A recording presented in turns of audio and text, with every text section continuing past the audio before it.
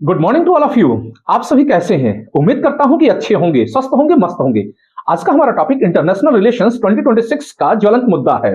जी हां, ग्रीनलैंड पर Donald Trump के द्वारा दिए गए बयान पर आधारित है और इसके बाद से यूरोपियन यूनियन और नाटो के देशों के बीच में आपसी सामंजस्य की कमी देखी गई है और साथ ही डोनाल्ड ट्रंप की आलोचना हो गई है। डोनाल्ड ट्रंप अपने बड़बोले बयान के लिए तो जाने ही जाते हैं, किंतु उनके बयान का व्हाइट हाउस के द्वारा भी समर्थन किया गया। क्या कहा है उन्होंने, उससे आप 2-3 दिनों में परिचित हो गए हैं। उन्होंने कहा है कि ग्रीनलैंड को यूनाइटेड स्टेट्स ऑफ अमेरिका खरीदेगा और यदि नहीं खरीद पाया तो उस पर सैन्य कार्रवाई के जरिए कब्जा करेगा। इसके बाद से डेनमार्क की प्रतिक्रिया आई है, जो कि ग्रीनलैंड का देश है या उस आइलैंड का देश है, और उसने कहा है कि हम बिकाऊ नहीं हैं। तो चलिए आज इस पूरे मुद्दे को एग्जाम पॉइंट ऑफ व्यू से बारीकी से समझते हैं। इसमें से कौन कौन से टॉपिक प्री के लिए इंपॉर्टेंट होंगे और कौन कौन से टॉपिक मेंस के लिए इंपॉर्टेंट होंगे, आप इसको स्क्रीनशॉट के द्वारा लेते रहिएगा। और साथ ही साथ जो स्टूडेंट्स नहीं है और दूसरे व्यूअर्स हैं वे भी बने रहेंगे प्लेटफॉर्म पे और बड़ी रोचकता के साथ हम इसको समझेंगे। तो सबसे पहली चीज कि इसमें हमने किन किन बिंदुओं को शामिल किया है, तो अगर देखा जाए तो पूरे मुद्दे में ये 7 जो टॉपिक्स हैं इंपॉर्टेंट है और इसी से आपके क्वेश्चन आएंगे प्री में भी और मेंस में भी। बस सेलेक्ट क्या करना है उसके लिए आपको बने रहना है यहां पर। और अब हम मुद्दे की शुरुआत कर रहे हैं। जब हम मुद्दे की बात करते हैं तो इस कहानी की शुरुआत होती है डोनाल्ड ट्रंप के दूसरे कार्यकाल में राष्ट्रपति बनने से। उन्होंने अपने एक अनौपचारिक बयान में यानी इनफॉर्मल बयान में कहा कि वे चाहते हैं कि Greenland United states of America का हिस्सा हो, जिसपे कि यूनाइटेड स्टेट्स की सिक्योरिटी निर्भर करती है। उसके इस बयान के बाद से उनके जो बेटे हैं, बड़े बेटे डोनाल्ड ट्रंप जूनियर, अपने पिता के फाइटर जेट से जाकर के ग्रीनलैंड की यात्रा भी कराए और उस ग्रीनलैंड की यात्रा के दौरान अपने पिता की बातों के प्रति उन्होंने कमिटमेंट दर्शाया। जी हां, ग्रीनलैंड जो कि डेनमार्क का हिस्सा है, वहां पर अमेरिकी सैन्य अड्डा भी है और पूर्व में उसको ग्रीनलैंड के उस सैन्य अड्डे को देने का काम किया था डेनमार्क ने। अब पिता के साथ बेटे का सुर तो मिल गया, आखिर बाप बेटे ने ऐसा बोला क्यों? तो सबसे पहली चीज आपको मैं बता दूं कि डोनाल्ड ट्रंप के जो बड़े बेटे हैं, डोनाल्ड ट्रंप जूनियर उनका ही नाम है और वे ही गए थे इस यात्रा पर और बिल्कुल पिता की पर्सनालिटी से मिलते जुलते हैं। कुल डोनाल्ड ट्रंप के 3 बेटे हैं जो कि उनकी 2 पत्नियों से प्राप्त हुए हैं। तो जो सबसे पहले बड़े बेटे हैं वो डोनाल्ड ट्रंप जूनियर हैं और दूसरे एरिक ट्रंप हैं। ये इनकी पहली पत्नी इवांका से प्राप्त हुए हैं। वहीं अगर उनकी जो छोटे बेटे का नाम है बैरन ट्रंप, ये काफी हैंडसम एंड स्मार्ट लड़का है, अभी 16-17 साल की उम्र में प्रवेश किया है और ये इनकी दूसरी पत्नी मेलाडोना से हुआ है। और तीनों ही बेटे बिल्कुल बाप की तरह ही बिल्कुल सन की मिजाज के हैं। हालांकि मेलाडोना ने अपने बेटे को काफी हद तक संभाला हुआ है। तो 3 बेटों का यह पिता और इसके तीनों बेटे ऐसे ही उटपटांग बयानबाजियां देते रहते हैं। खैर, मामला गर्म हुआ कि इन लोगों के इन बड़बोले बयान के बाद से सीधे व्हाइट हाउस ने भी डोनाल्ड ट्रंप की बात का समर्थन कर दिया। फिर क्या था, पूरे यूरोपियन यूनियन में मची हलचल और बाप बेटे की तीखी प्रतिक्रिया हुई। अब ऐसी स्थिति में भारत का क्या स्टैंड होगा, इन सब चीजों को हम आगे देखते हैं। तो सबसे पहले जिस ग्रीनलैंड को लेकर के विवाद उत्पन्न हो रहा है, क्या है वह ग्रीनलैंड, उसको हम समझते हैं, क्योंकि जब तक वो नहीं समझेंगे आप इस मुद्दे की गंभीरता से परिचित नहीं होंगे। और आम बोलचाल में कहा जाए तो न्यूज चैनल्स में ग्रीनलैंड के बारे में कोई स्पष्ट जानकारी नहीं दी गई है। तो चलते हैं, हम बारीकी से समझते हैं। तो जो सबसे पहले हम कवर कर रहे हैं वो पहली हेडिंग है, that is the geographical, cultural and economical power of Greenland. क्या है ग्रीनलैंड?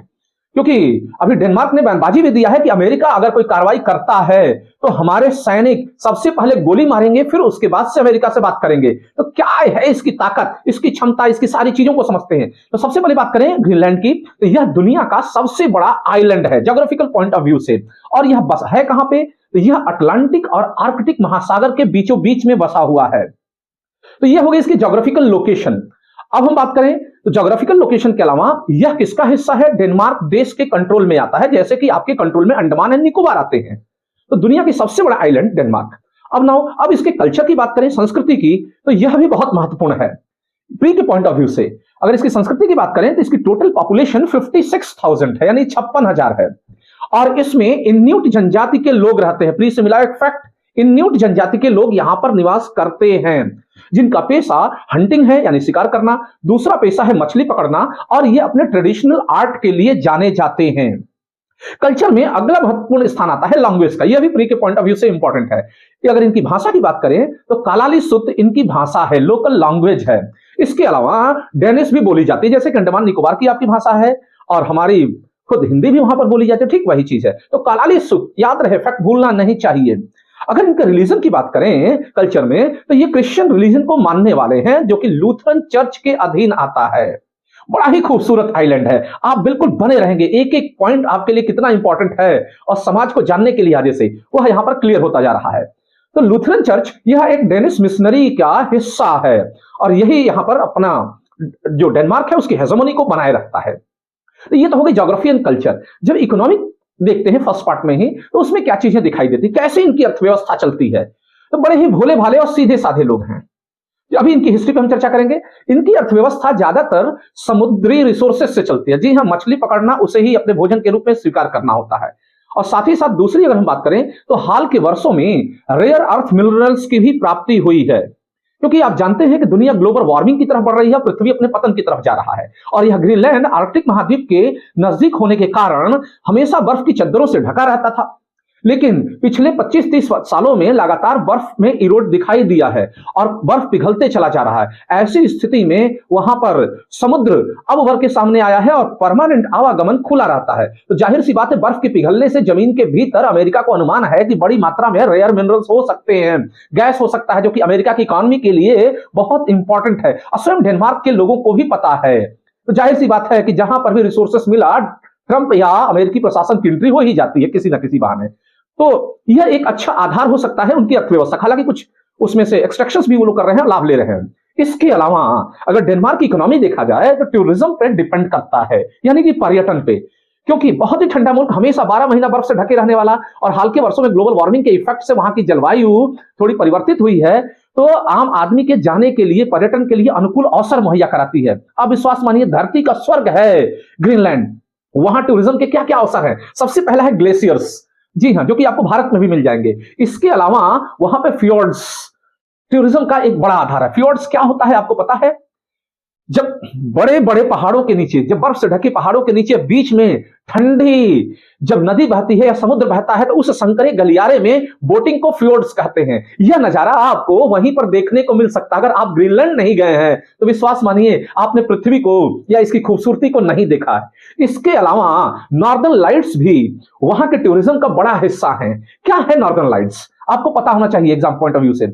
जब भी सूरज की किरणें आती हैं तो सबसे पवित्र जलवायु है ग्रीनलैंड की, और उस पवित्र जलवायु में जब सूरज की किरणें सीधे सुबह सुबह आती हैं तो पर्यावरण में घुल मिल करके उसके पार्टिकल्स अलग अलग रंग बिखरते हैं, और क्या खूबसूरत दृश्य होता है। कोई प्रदूषण नहीं है, सीधे साधे जनजातीय लोग और उसके बीच रंग बिरंगा सूरज की किरणें और प्राकृतिक खूबसूरती का अद्भुत नजारा है आपके ये नॉर्दर्न लाइट्स। तो इस टूरिज्म के वजह से वहां पर लोगों की आवागमन बढ़ा है, जिससे कि उनकी इकोनॉमी को मजबूती मिली है। इसके अलावा बहुत ही इंपॉर्टेंट, उनकी इकोनॉमी का अगला आधार है ग्रांट। जाहिर सी बात है, भोले वाले सीधे साधे लोग हैं, चालाक है नहीं। तो जो डेनमार्क है उससे उनको आर्थिक सहायता मिलती है, और टोटल ग्रीनलैंड के खर्चे का जो 2/3 हिस्सा है वह कहां से आता है? वह जो वार्षिक बजट है ग्रीनलैंड का, उसका 2/3 डेनमार्क देता है। हालांकि डेनमार्क पूरी तरीके से उसको कंट्रोल नहीं किए हुए है, वहां पे स्वायत्तता है ग्रीनलैंड की, जैसे कि आपके यहां जम्मू एंड कश्मीर की रही है। तो ये उसकी अर्थव्यवस्था का आधार है, और यह लगभग लगभग ग्रीनलैंड की अर्थव्यवस्था का 1/3 है। अब हम जब सेकंड पार्ट पे चल रहे हैं, तो that is the historical and political context. बने रहेंगे, हिस्टोरिकल एंड पॉलिटिकल कॉन्टेक्स्ट क्या है इसका? हिस्टोरिकल एंड पॉलिटिकल कॉन्टेक्स्ट, तो जो सबसे पहला हम देखते हैं हिस्टोरिकल कॉन्टेक्स्ट में कि यहां पर मानव बस्ती की शुरुआत कब से हुई। तो यहां आते हैं तो करीब करीब हजारों साल पुरानी बस्तियां यहां दिखाई देती हैं, एंशिएंट सेटलमेंट के लक्षण मौजूद हैं। लेकिन आधुनिक दुनिया के साथ इनका परिचय कब हो रहा है? वह हो रहा है 986 ईस्वी में, 986 में, जब नॉर्वे, इसको नॉर्वे वाइकिंग्स युग बोला जाता है। जब यूरोप के लोग, नॉर्वे आप से जानते ही हैं कि 2000 साल पहले पॉपुलेशन तो वैसे भी दुनिया की बहुत कम रही होगी, और यूरोप की तो और भी सीमित थी। उस दौरान नॉर्वे के यात्री जिनका नाम हुआ करता था एरिक द रेड, उन्होंने इस लैंड की खोज की और वहां पर जाकर के दक्षिणी हिस्से में नॉर्वे की बस्तियां बसाई। तब से यह क्षेत्र मूल यूरोप के संपर्क में आया या एशिया के संपर्क में आया, जहां पे सभ्यताएं पनपी थी। हालांकि यह बस्ती करीब 400 साल चली थी। बातें उम्मीद करता हूं कि समझ गए होंगे। इसके बाद अगर देखा जाए तो किसी कारणवश इस सभ्यता का पतन हो गया। जाहिर सी बात है, बर्फीला क्षेत्र हमेशा 12 महीना बर्फ से ढका रहने वाला, माइनस से 30 डिग्री नीचे तक का टेम्परेचर, तो बस्तियां लंबे समय तक सर्वाइव नहीं कर पाई एवलांचेस वगैरह आ जाने के प्राकृतिक कारणों से। लेकिन फिर भी वहां पे लोग बने रहे, अपनी संस्कृति के अनुसार वहां के मूल निवासी शिकार करना, पकड़ना, खाना बना रहा। अगर आधुनिक विश्व की बात करें तो समय के साथ 1721 ईस्वी में यहां पर डेनिश उपनिवेश का प्रवेश हो रहा है। ध्यान रखेंगे 1721 में डेनमार्क और नॉर्वे दोनों एक ही हुआ करते थे। तो वहां पर डेनिश और नॉर्वे जब साम्राज्य का उदय हो रहा है, संयुक्त साम्राज्य का, तो वहां पर हंस एगेडे नामक मिशनरी भेजी गई और हंस एगेडे ने वहां पर क्रिश्चियनिटी का प्रचार किया और ग्रीनलैंड के लोगों की वफादारी को डेनमार्क के लोगों के प्रति बढ़ाने का प्रयास किया ना। तो बहुत इंपॉर्टेंट है, यहीं से यह पॉलिटिकली अगर देखा जाए तो डेनमार्क नॉर्वे संघ का हिस्सा बना। उम्मीद करता हूं यहां तक बात आपको समझ में आ गई होगी। अब अगली कड़ी में क्या हो रहा है, इसका अगला टॉपिक है that is integration with Denmark. Denmark के साथ इंटीग्रेशन कैसे हो रहा है। समय के साथ डेनमार्क और नॉर्वे के बीच विघटन हुआ, जिसके डिसइंटीग्रेशन के परिणाम स्वरूप डेनमार्क एक अलग देश के रूप में उभरा और नॉर्वे अलग देश के रूप में, और दोनों में अलग अलग राजशाही देखी गई उस संघ के विघटन के बाद। तो ऐसे स्थिति में इसकी जो सीमा थी डेनमार्क के निकट थी, ना कि नॉर्वे के। तो यह हिस्सा डेनमार्क को विरासत में प्राप्त हुआ और कुल मिलाकर के 1814 से यह डेनमार्क की कॉलोनी के रूप में बना रहा। ध्यान रखेंगे पॉलिटिकल स्टेटस भी इसकी कॉलोनी की तरह ही थी, जैसे कि इंडिया की ब्रिटेन कॉलोनी हुआ करती थी, लेकिन समय के साथ यह कॉलोनी से डेनमार्क का प्रोविंस बन गया। तो अब हम उस सफर को देखते हैं फ्रॉम कॉलोनी टू प्रोविंस। 1721 से लेकर के 1953 तक यह हिस्सा कॉलोनी के रूप में ही रहा, औपनिवेशिक स्थिति ही बनी रही। लेकिन 1953 में आधुनिक विश्व की जब शुरुआत हो रही है, यूनाइटेड नेशंस आ रहा है, तो इसको डेनमार्क ने अपना प्रोविंस घोषित कर दिया। जाहिर सी बात है यहां के लोगों के साथ अटैचमेंट बढ़ गया और प्रोविंस के बढ़ने के साथ इनका महत्व भी बढ़ा और अगले ही पल में अब इनकी व्यवस्था और सुधरने लगी। किंतु आगे चल करके ग्रीनलैंड के लोग जैसे कॉलोनी के दौर में आजादी की मांग करते थे, प्रोविंस बन जाने के बाद भी संतुष्ट नहीं हुए। प्रोविंस का मतलब यूपी बिहार जैसा स्टेट नहीं होता है, आप ऐसे समझ लें जैसे कि भारत का दिल्ली राज्य। तो 53 में इनको दिल्ली जैसी एक स्टेटस प्राप्त हो रही है कुछ हद तक। हालांकि दिल्ली नहीं कह सकते इसको, अंडमान निकोबार या यूं कहें कि आप यूनियन टेरिटरीज जो हमारी है, जहां पे संसद नहीं है या विधायिका नहीं है, वैसा स्टेटस इनको मिला। जैसे फॉर एग्जांपल के लिए दादरा नगर हवेली, पौंडीचेरी वगैरह वगैरह। अब देखते हैं आगे चल करके इन लोगों ने अपने स्वायत्तता की और मांग को आगे रखा और फाइनली यहां पर होम रूल की शुरुआत हुई और यह शुरुआत हुई 1979 में। बहुत ही इंपॉर्टेंट है एग्जामिनेशन पॉइंट ऑफ व्यू से। क्या है होम रूल? इसका अर्थ है कि ग्रीनलैंड के लोग अपने वर्तमान और भविष्य का और आंतरिक मामलों का फैसला खुद करेंगे और फॉरेन पॉलिसी ही डेनमार्क देखेगा। काफी हद तक इनको स्वायत्तता मिली और 1979 में इंतासी साटूट नाम की इनकी संसद बन गई, जो कि इनकी इंटरनल पॉलिसी को डील करती थी। हालांकि यह संसद जो बन करके आ रही है, तो इसका स्टेटस कुछ ऐसे ही है जैसे कि हमारे यूपी बिहार की विधानसभाओं का है। तो देखिए 53 में प्रांत का रूप ले रहा है और आकर के 79 में यह राज्य का रूप ले रहा है और अपने आंतरिक फैसले खुद लेने लगा। किंतु इस होम रूल को ये जो धीरे धीरे इनकी स्वतंत्रता मिलती जा रही है, स्वायत्तता ऑटोनॉमी बढ़ती जा रही है, इनके पास कई चीजें नहीं थी, जैसे कि न्याय नहीं था, प्राकृतिक संसाधन नहीं थे, विदेश नीति नहीं थी, मौद्रिक नीति नहीं थी। अब इसके लिए इनकी अगली लड़ाई चालू हो रही है किससे? डेनमार्क के साथ। आगे ये फिर बढ़ा कल्चर और फाइनली 2009 आते आते इनको फिर एक और बड़ी सफलता मिली और अब ये इनकी ऑटोनॉमी एक्सपेंड कर गई। अब इनको अपना न्याय भी करने का अधिकार मिल गया, अपने प्राकृतिक संसाधनों पर भी अधिकार मिल गया। जी हां, इसी नेचुरल रिसोर्सेस पर नजर यूनाइटेड स्टेट्स ऑफ अमेरिका की है, लेकिन केवल यही कारण नहीं है डेनमार्क में यूएस के प्रभाव को बढ़ाने की सोचने का। आगे चलते हैं हम लेक्चर को लेकर के। तो ये स्थिति हो गई, एक्सपेंडेड ऑटोनॉमी 2009 में मिल गई और अब इसकी स्थिति ऐसी हो गई जैसे कि 2019 के पहले भारत के जम्मू एंड कश्मीर की थी। नाउ तो अब क्या स्टेटस है ग्रीनलैंड के डेनमार्क के साथ? अब कुल मिलाकर के डेनमार्क ग्रीनलैंड के केवल 3 मामलों पे कंट्रोल करता है। फर्स्ट फॉरेन पॉलिसी, सेकंड रक्षा सिक्योरिटी और थर्ड मौद्रिक नीति। ठीक यही चीजें जो हमारी जम्मू एंड कश्मीर पर 2019 के पहले हुआ करती थी। तो बातें समझ में आ रही हैं? पहले क्लियरिटी के साथ टॉपिक को पढ़िए, यानी कि डेनमार्क और जो ग्रीनलैंड का रिलेशन है वह भी आपस में काफी उलझा हुआ है और ग्रीनलैंड के लोग काफी सेटिस्फाइड नहीं है डेनमार्क के साथ, लगातार आजादी की तरफ आवाज उठा रहे हैं और ऐसे में यूनाइटेड स्टेट्स की यह अजीबोगरीब बयानबाजी उनके गुस्से को और भड़का दी कि हम आजादी चाहते हैं और इधर गुलामी के लिए एक नई जंजीर दिखाई दे रही है। खैर करंट स्टेटस क्या है शॉर्ट वे में अगर समझें तो करंट स्टेटस की बात करें तो कुल मिलाकर के डेनमार्क में राजतंत्र है, वैसा ही राजतंत्र जैसे कि इंग्लैंड में है, यानी मोनार्कियल डेमोक्रेसी। तो मोनार्कियल डेमोक्रेसी के भीतर यह एक काफी हद तक स्वायत्त और स्वतंत्र प्रांत है या राज्य है, जिसकी सुरक्षा की जिम्मेदारी किसके ऊपर है? डेनमार्क के ऊपर है और बाहरी आक्रमणों से बचाने की जिम्मेदारी डेनमार्क के ऊपर है। इसीलिए डेनमार्क का तीखा बयान आया है अपने इस प्रोविंस के या सॉरी अपने इस स्टेट के फेवर में और अमेरिका के खिलाफ। नाउ अब ऐसी स्थिति में यूरोपीय संघ के साथ इसके संबंध कैसे हैं? क्योंकि जाहिर सी बात है एक अपने आप में स्वतंत्र देश है, केवल नॉमिनल हेड बच गया 3 मामलों का, डेनमार्क। तो यूरोपीय संघ के संबंधों की बात करें तो एग्जाम्पल बहुत इंपॉर्टेंट है। तो 1973 में इसकी एंट्री हुई थी यूरोपियन यूनियन में, भूलिएगा नहीं, बहुत इंपॉर्टेंट, क्योंकि यह तब डेनमार्क का हिस्सा हुआ करता था। लेकिन 1979 में जब इसकी पार्लियामेंट की शुरुआत हुई और यह अपने फैसले खुद लेने लगा, तो 1985 आते आते इसने खुद को यूरोपीय संघ से अलग कर लिया। कैसा लगा है मुद्दा?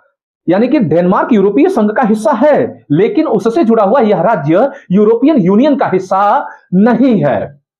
तो बातें दिलचस्प लगी। अब ऐसी स्थिति में यूरोपियन यूनियन इसके साथ कैसा बर्ताव करेगा अमेरिका की इस बयानबाजी के बाद? बस बने रहे दिलचस्पी के साथ। तो नाउ तो कैसा व्यवहार करेगा उसको बाद में समझते हैं। सबसे पहले ये जानते हैं कि what is the American interest in Greenland. क्यों अमेरिका ग्रीनलैंड को चाहता है? तो अगर इस स्थिति में आ रहे हैं तो इसके लिए 4-5 पॉइंट्स कारण जिम्मेदार हैं। जो फर्स्ट है that is the political and strategic कारण, यानी कि राजनीतिक, रणनीतिक और सामरिक कारण है। क्या है वह? है इसकी जियोपॉलिटिकल लोकेशन। अगर आप देखें तो बर्फ के पिघलने से पिछले कुछ वर्षों में आवागमन बढ़ा है। इस कारण से चीन और रूस की पैठ उस क्षेत्र में बढ़ती जा रही है और आर्कटिक क्षेत्र में चीन और रूस का निवेश बढ़ा है। जाहिर सी बात है आर्कटिक के करीब रसिया है, तो अपने भाई चीन के साथ वहां अपना प्रभाव बढ़ाने का प्रयास करें। याद करिएगा इंटरनेशनल रिलेशंस फॉरेन पॉलिसी में मैंने रेगुलर क्लासेस में क्या पढ़ाया था इस चीज को लेकर के।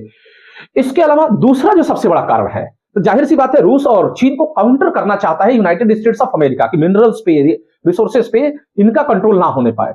दूसरा सबसे बड़ा कारण है कि यहां पर यूनाइटेड स्टेट्स ऑफ अमेरिका का पिटोफिक या थुले एयरबेस है, जैसा कि मैंने पूर्व में ही बताया था। जी हां, यह किस लिए है? यह मिसाइल चेतावनी के लिए है, निगरानी के लिए है और अमेरिकी महाद्वीप की रक्षा के लिए अनिवार्य है। यह स्टेटमेंट भी व्हाइट हाउस के द्वारा दिया गया है।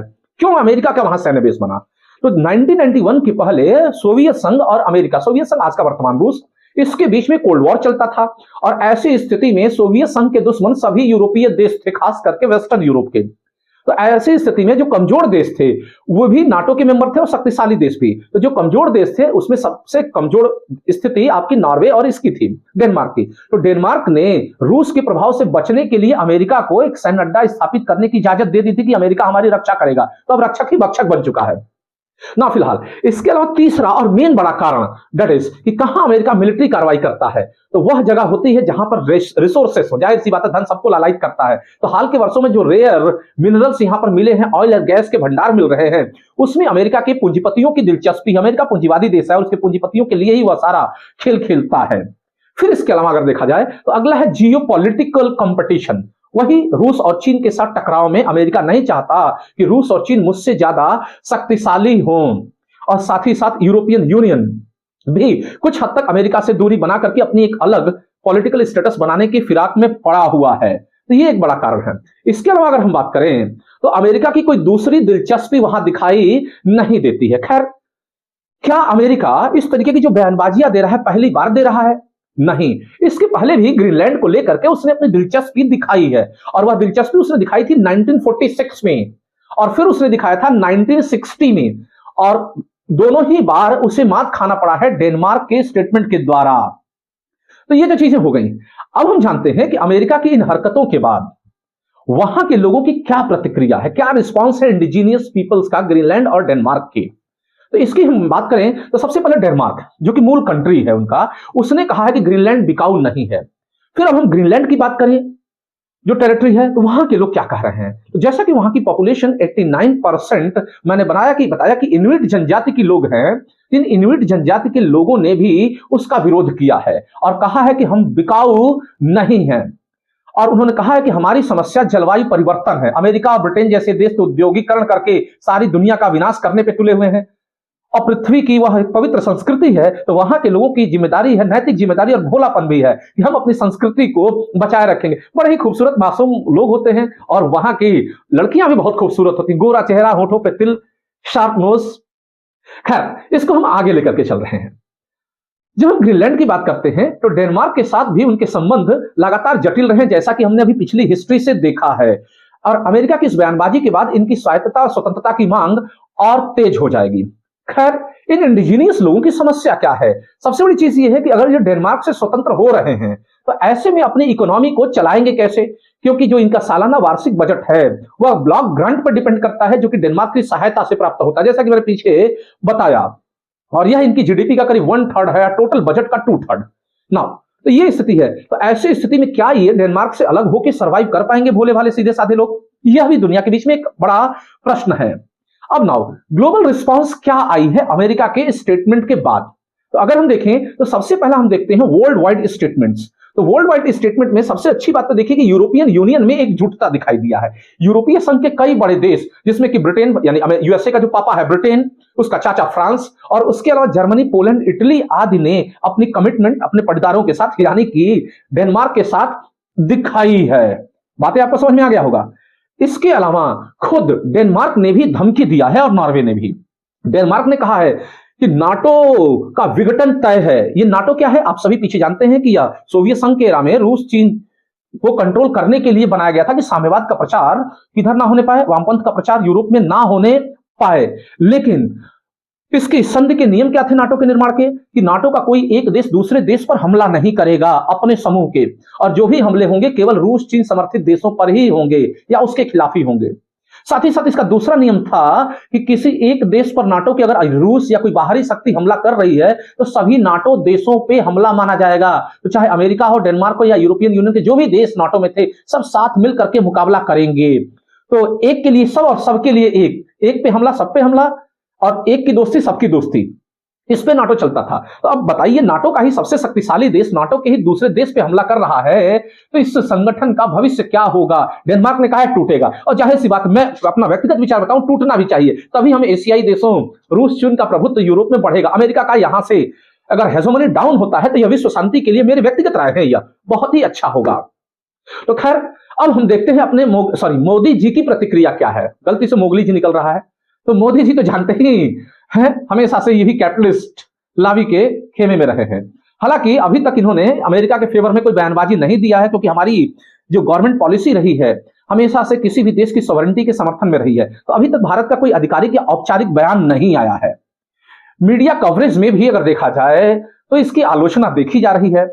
और सबसे बड़ी चीज ये है कि हमारी अपनी एक पॉलिसी रहती है कि अगर यूरोपियन यूनियन किसी मुद्दे पर अमेरिका के खिलाफ जा रहा है तो हम अमेरिका के साथ खड़े नहीं हो सकते हैं। जैसा कि मैंने आईआर में पढ़ाया था कि जब अमेरिका ने इजराइल में अपना दूतावास शिफ्ट किया था और भारत से उम्मीद लगाई थी कि मोदी जी की से कि हमारा समर्थन करे, लेकिन ये कैसे हो सकता था जब यूरोपियन यूनियन, उसके पापा चाचा फ्रांस और ब्रिटेन ने ही समर्थन नहीं किया, तो हम तो स्लेव कंट्रीज रहे हैं। और साथ ही हमें रूस और चीन का भी तो डर है, उन्हीं के घर के आसपास तो हम रहते हैं। जियो पॉलिटिकल पॉइंट ऑफ व्यू से अगर देखा जाए तो हमारा छत्र भी होगा, रूस हमारा मित्र भी है। तो जाहिर सी बात है ये स्थिति देखिए। हालांकि रूस भी इस मुद्दे को लेकर के काफी खुश है कि इसमें नाटो में विघटन दिखाई देगा। अब देखें, भारत का अगला स्टैंड अगर हम बात करें तो इसलिए भी अमेरिका का समर्थन नहीं कर सकता है क्योंकि आर्कटिक में हम अपना अभियान चलाए हुए हैं पर्यावरणीय सुरक्षा और जलवायु परिवर्तन को लेकर के, और वहां पर यूरोपियन देशों का हमारा समर्थन है, रूस और चीन का भी समर्थन प्राप्त है। तो जो काम हम जलवायु परिवर्तन और क्लाइमेट चेंज को लेकर के कर रहे हैं, ऐसे में पॉलिटिकल मामले में हमारा इंटरफेरेंस करना बहुत उचित नहीं होगा, क्योंकि वहां कई बड़ी महाशक्तियों की दखलंदाजी है। तो अपने हितों की रक्षा के लिए हमें डिफेंसिव मोड में निर्णय लेना होगा, अपने हित को ध्यान में रख करके। साथ ही साथ अगर हम बात करें तो डेनमार्क के साथ भी हमारा जो ग्रीन एनर्जी है इससे लेकर के संबंध बने हुए, ग्रीन एनर्जी को प्रमोट करने से लेकर के रिन्यूएबल एनर्जी की प्रमोशन को लेकर के नॉर्वे हमारा और डेनमार्क पार्टनर है, स्ट्रेटेजिक पार्टनर्स हैं।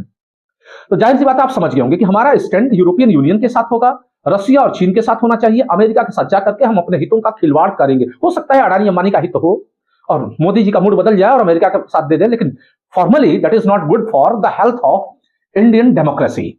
नाउ वैसे भी हम डेमोक्रेटिक कंट्री स्वतंत्रता का संप्रभुता का समर्थन करते हैं किसी भी देश की, तो डेनमार्क की स्वतंत्रता संप्रभुता का समर्थन करेंगे। और अगर ग्रीनलैंड उससे अलग हो रहा है तो वहां पर भी हम ग्रीनलैंड की संप्रभुता का समर्थन करेंगे। That is the part of Indian foreign policy. अब देखें, अब फ्यूचर डायरेक्शन एंड प्रोस्पेक्ट्स पे चलते हैं। तो जब हम फ्यूचर डायरेक्शन एंड प्रोस्पेक्ट्स पे चलते हैं तो इसमें क्या बातें शामिल है, उनके इंटरनल मामले शामिल है। कि जैसा कि मैंने बताया कि वो लगातार आजादी की लड़ाई लड़ रहा है डेनमार्क से ही, तो उसमें दिखाई क्या दिया कि फरवरी 2024 में उसने अपनी स्वतंत्रता की घोषणा कर दी, स्पष्ट रूप से तय किया कि हमें स्वतंत्रता चाहिए। और इसके लिए 2023 में ही वहां की संविधान सभा का निर्माण हो गया था, जो कि संविधान निर्माण का प्रयास कर रही है और इसका संविधान का मसौदा भी तैयार है। उसके अलावा एक बड़ा डर भी उनके भीतर है। चलते चलते मैं इस लास्ट पॉइंट को कह दूं कि वहां के लोग ग्रेजुअल एंड सस्टेनेबल पाथ अपनाना चाहते हैं अपने फ्रीडम में। क्या है ग्रेजुअल एंड सस्टेनेबल पाथ? अगर देखें तो धीमी और सतत प्रक्रिया के तहत आजादी चाहते हैं, क्योंकि उनको डर है कि कहीं ऐसा ना हो वहां के नेताओं को कि अगर हम आजादी ले लें डेनमार्क से तो हम अपना सर्वाइवल खुद ही इंश्योर ना कर पाए। तो सर्वाइवल के इंश्योरेंस के लिए उन्हें धीरे धीरे आगे बढ़ना होगा। अगर मान लीजिए अलग हो गया और ग्रांट पर ही डेनमार्क पे उनका खर्चा निर्भर करता है तो डेनमार्क ग्रांट बंद कर देगा। जब ग्रांट बंद कर देगा तो इनके आर्थिक हालात और पतले हो जाएंगे। तब क्या यह यूनाइटेड स्टेट्स जैसे बड़ी महाशक्तियों का मुकाबला कर पाएगा?